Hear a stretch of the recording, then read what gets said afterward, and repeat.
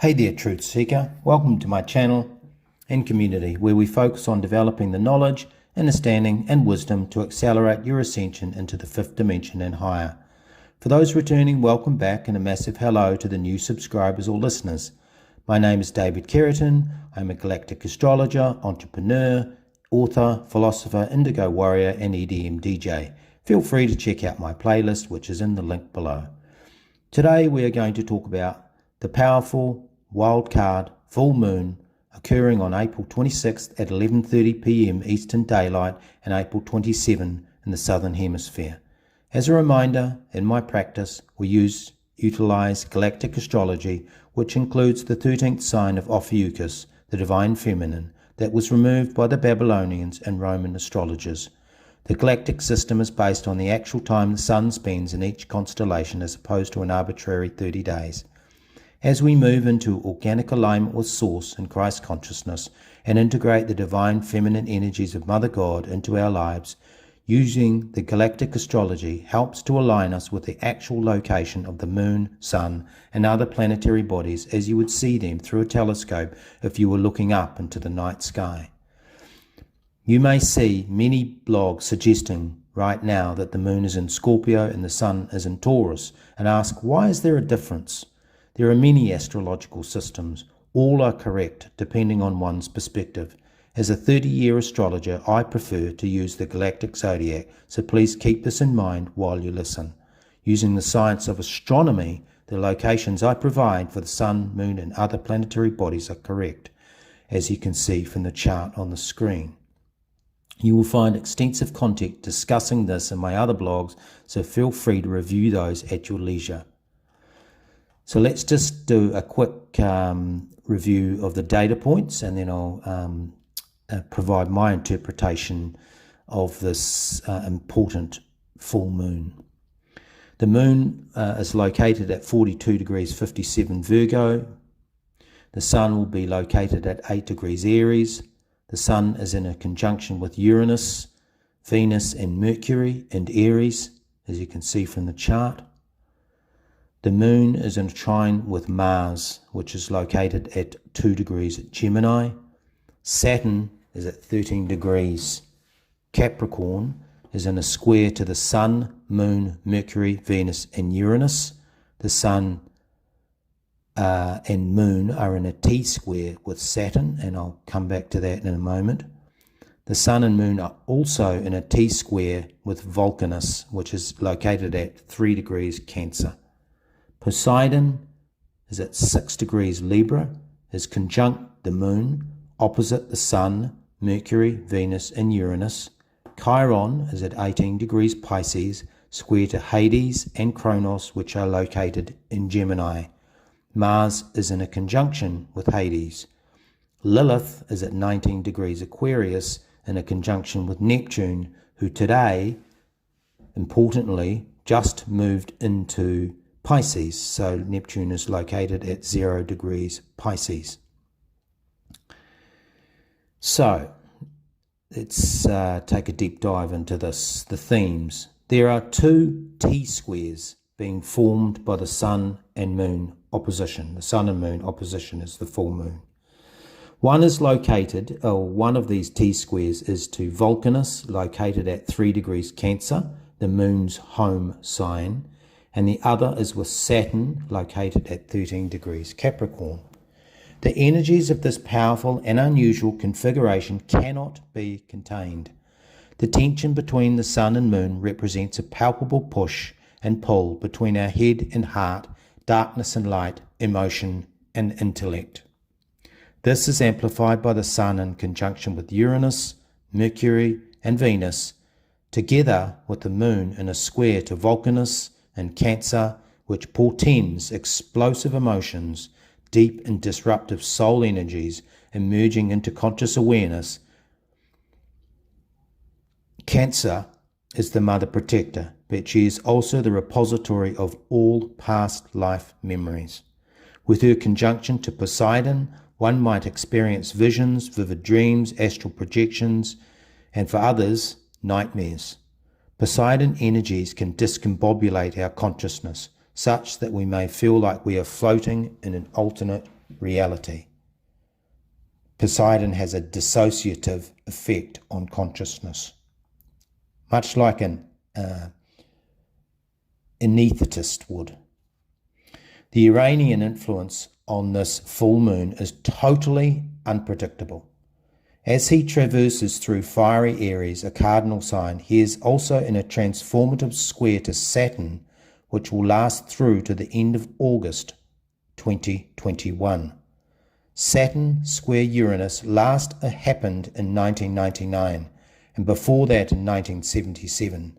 So this Saturn-Uranus square is a synodic cycle of around 22 years. Not quite, but it's around 22 years.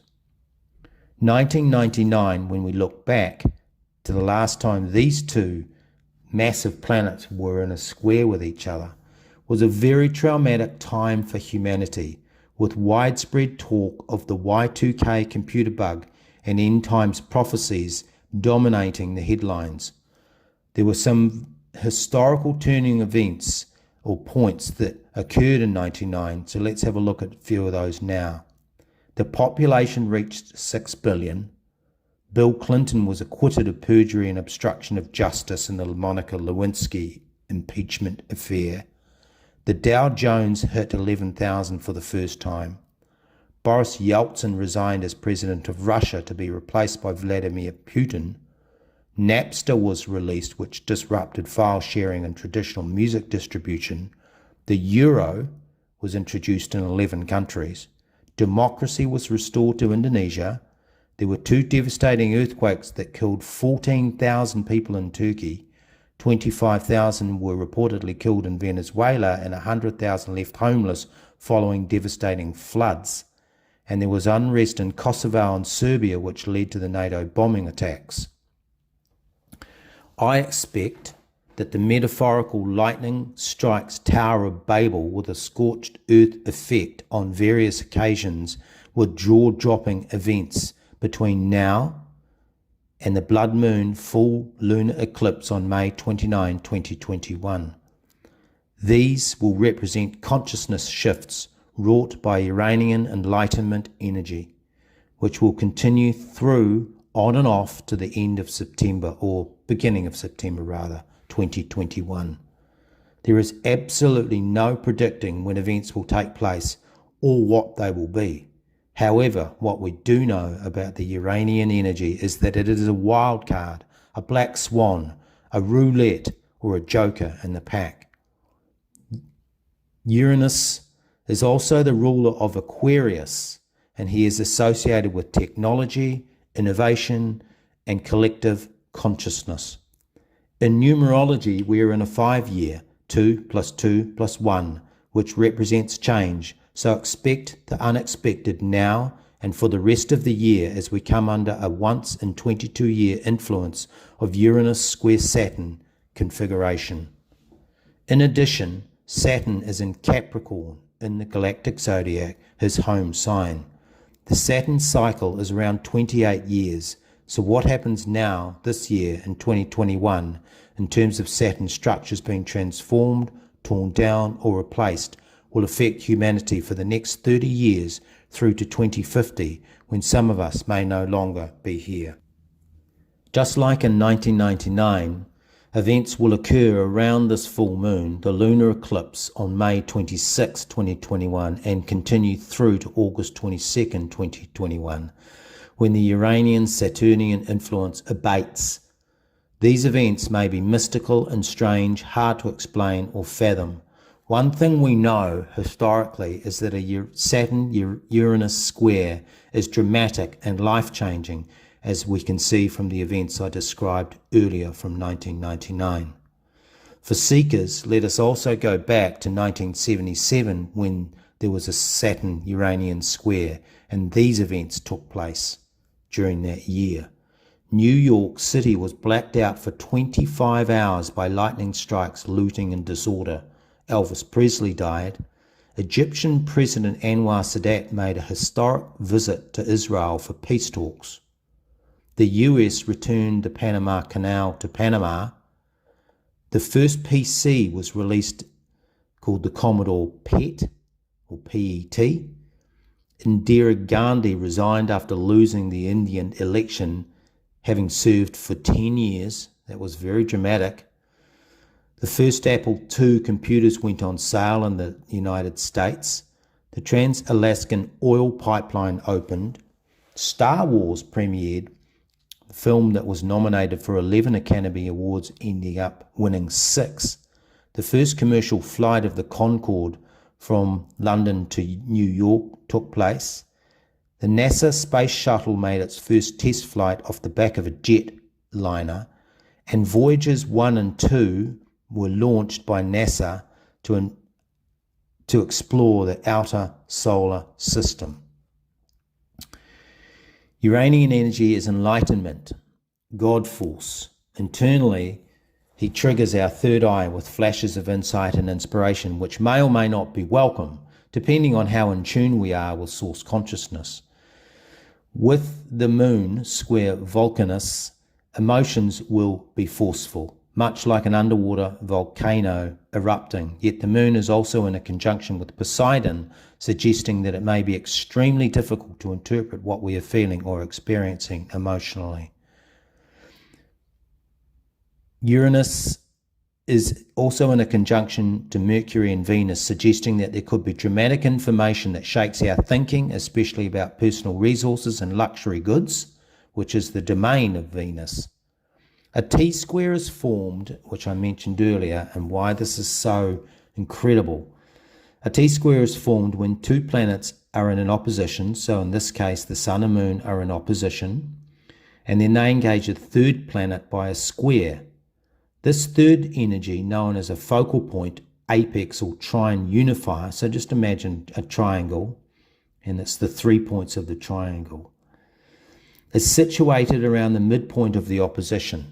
Of course, the opposition here between the Sun and the Moon, and the apexes are Saturn and Vulcanus. So if you look at the chart, you can actually see that, see those positions. You can see the Sun and the Moon in opposition. You can see the Vulcanus and Saturn are in the midpoint of those oppositions. So if you look at the screen, you'll see that quite clearly. So why is this so important and so dramatic as well? In general, astrological aspects allow a dialogue or communication path between planetary principles and archetypes.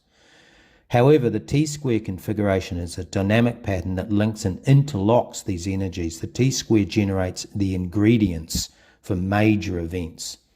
The potential meaning of a T-square can be a challenge to interpret because the confrontational, divisive nature of the opposition between the Sun and Moon also involves a third archetype that operates as a bridge. Ideally, the opposition is a signal to integrate or balance opposing forces, in this case head and heart, dark and light, masculine and feminine, the Sun and Moon.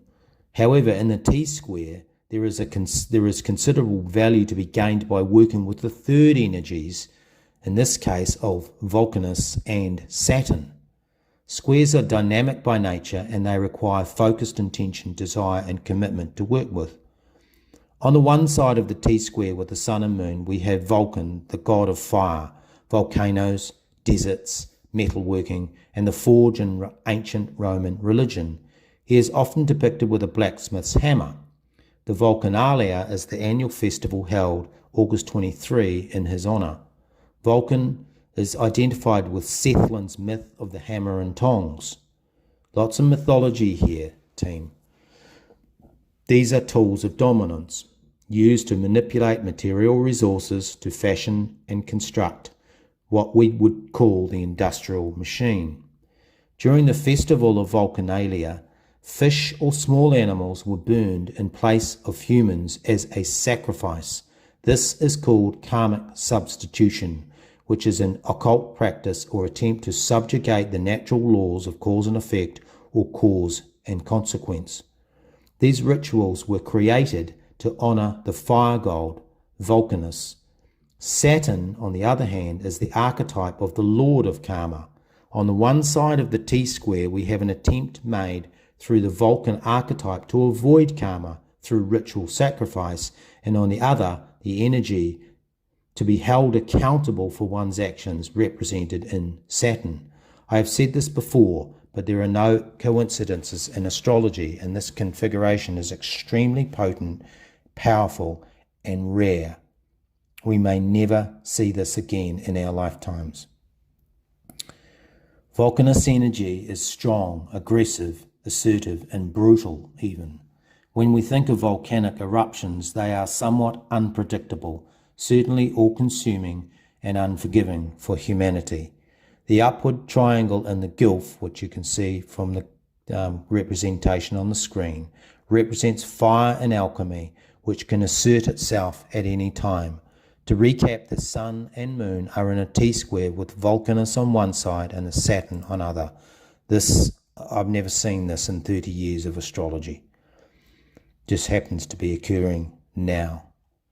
Perhaps the most notable reference in modern culture to Vulcan is the race of extraterrestrial aliens that were named after him in Star Trek. The Vulcan planet had a surface filled with fire, fields of lava, and volcanoes, seemingly in direct reference to the god. The Vulcanite race appeared to have a greenish hue due to their copper-based blood giving a nod to Vulcan as the god of metals. Additionally, like the Roman god, Star Trek's Vulcans were skilled craftsmen known for originating technology. In terms of archetypes in Vulcanus, we have a rejected ugly son who was cast aside and disavowed by his mother, Juno, the queen of the goddesses. You can see on the chart that Juno is currently in Ophiuchus, but that's a subject of another blog. Vulcanus was estranged from his powerful family and bloodline. Left to his own devices, he became a skilled craftsman, not only in metallurgy but also in the art of war, deception, bait, and switch. Within his personality, he holds the potential for unrestrained, explosive unpredictability, which is part of the human template which urgently requires renewal, particularly when ambitions and desire are thwarted. This is an aspect of this energy activated at the full moon. I have dedicated a specific blog to Vulcanus called Vulcan in the Galactic Zodiac, a tragic mother and son story should you like to go deeper into the Vulcan archetype. It's very important.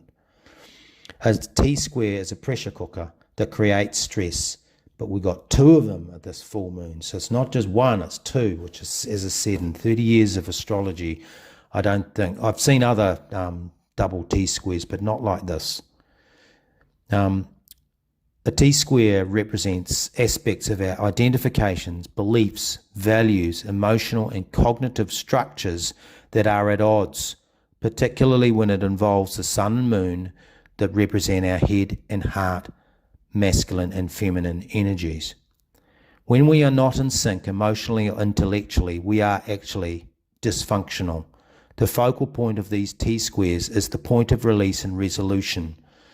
In short, a fulcrum. The apex is where the seesaw of polarization between the head and heart, dark and light, emotions and intellect, masculine and feminine, the sun and moon, can be synergized and balanced.